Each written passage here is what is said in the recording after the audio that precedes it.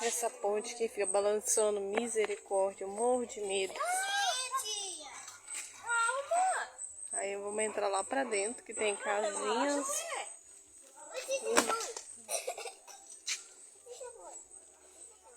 Olha o tamanho da criança.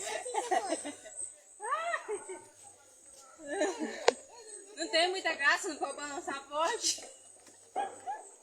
Segura. Você tem que cuidar aqui, Stephanie. A árvore aqui, eu não posso deixar bater na árvore. Vamos entrar lá pra dentro agora. Vamos.